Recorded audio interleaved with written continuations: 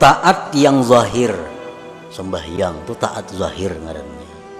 Kita berkumpulan nih, ini ngarannya taat yang zahir. Kita membaca zikir tadi taat yang zahir. Kita membaca Al-Quran taat yang zahir. Kita bersedekah taat yang zahir. Nah, taat yang zahir itu tidak akan mempercepat jalan kita menuju makam musyahadah tadi. Kada akan bisa mempercepat kecuali dengan disertakan ketaatan batin yang 10 macam. Jadi artinya satu taat zahir itu memerlukan 10 taat batin.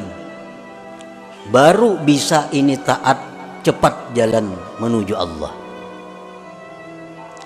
Kalau kita sembahyang, kita zakat, kita umrah, kita haji, kita zikir, tapi kada disertai dengan 10 yang batin ini, maka taat zahir itu kada akan bergerak menuju Allah. Kalau kada disertai dengan 10 taat batin ini.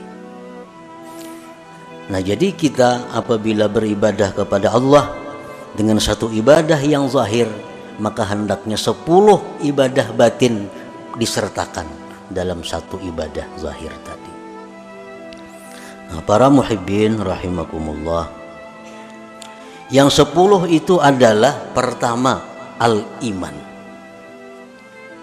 Iman. Setiap ibadah zahir yang tidak dilandasi dengan iman kada akan berarti apa-apa. Jadi dasar kita beribadah zahir itu mesti iman. Orang-orang munafik di zaman Nabi itu sembahyang ke masjid. Orang-orang munafik di zaman Nabi bersedekah. Orang-orang munafik umpat jihad fisabilillah. Tetapi ibadah-ibadah zahir mereka itu tidak punya arti di sisi Allah. Buktinya apa? Allah berfirman, innal munafikin fid darkil asfal min jahannam. Orang munafik itu di dasar paling bawah neraka jahannam. Padahal mereka jihad. Padahal mereka ke masjid. Nah, kenapa? Karena dasar iman kadada. Jadi mesti ibadah zahir itu didasari iman. Contohnya Rasulullah sallallahu alaihi wasallam bersabda, "Man shama ramadhana imanan." Nah, ada lagi hadis lain, "Man qama ramadhana imana." Siapa yang beribadah bulan Ramadan, puasa bulan Ramadan, imana, karena beriman. Nah, jadi kita beribadah zahir ini yang pertama adalah karena kita beriman. Itu modalnya. Mesti didasari iman. Mesti didasari kepercayaan kepada Allah. Iman. Yang kedua, ibadah zahir itu mesti disertai dengan ikhlas. Disertai dengan ikhlas. Disertai dengan satu motivasi menjunjung perintah Allah.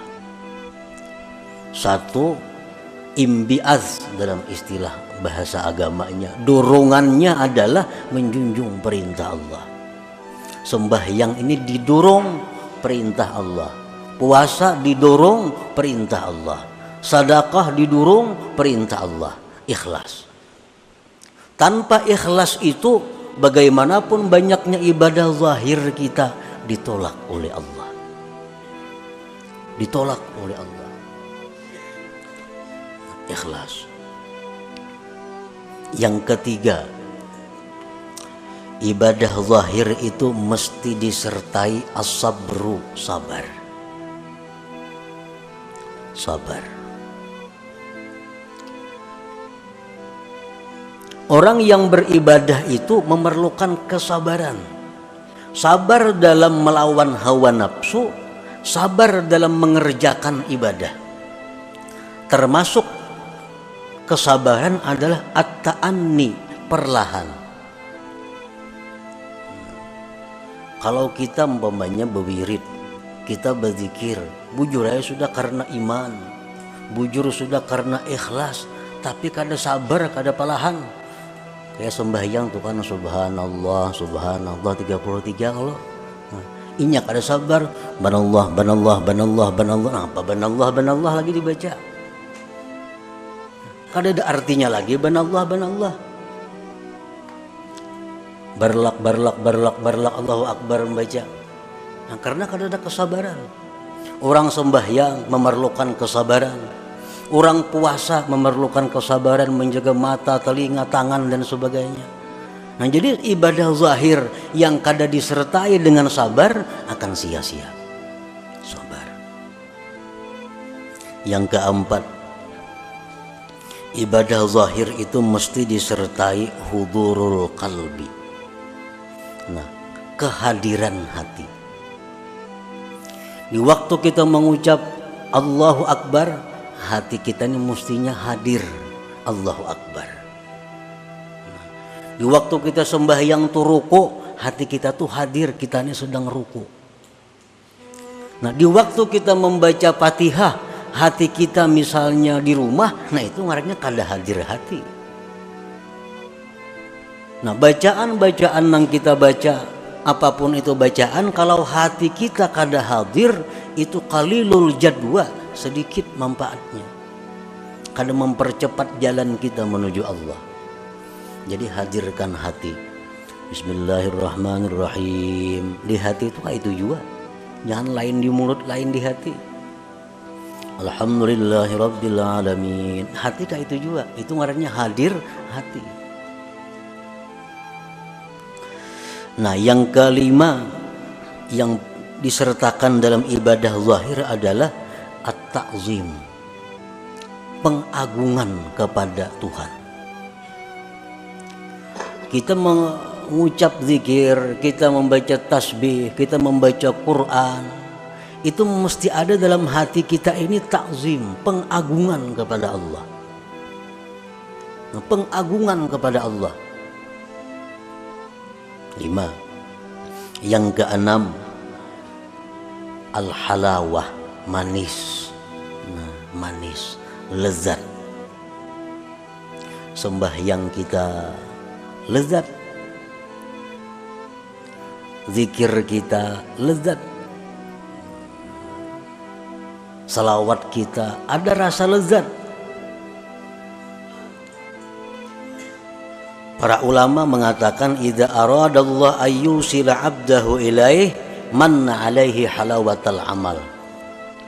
Apabila Allah mengingini seorang hamba itu masuk dalam lingkungan Allah, Allah berikan kepada hamba ini manisnya amal.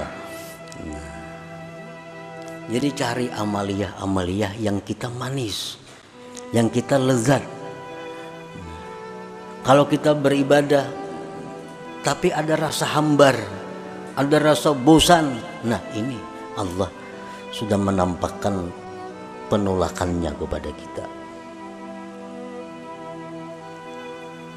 Yang kedelapan, yang ketujuh, khauf,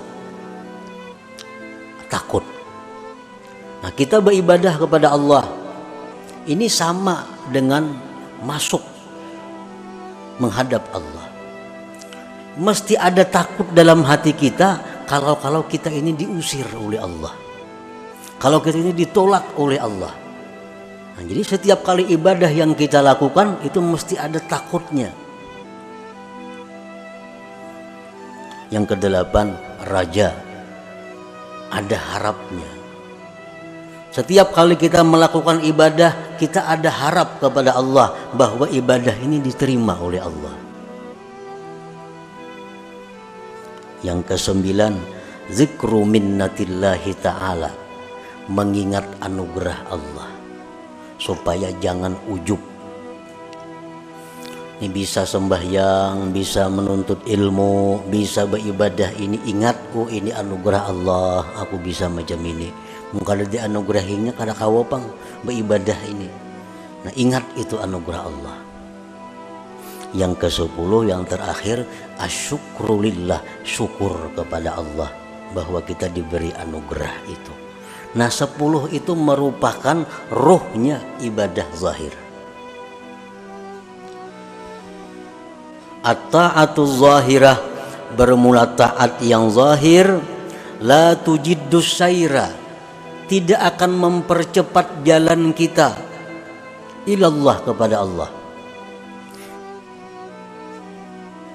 illa biktiranit ta'atil batinatil asyarah, kecuali dengan menyertakan taat batin yang 10 itu.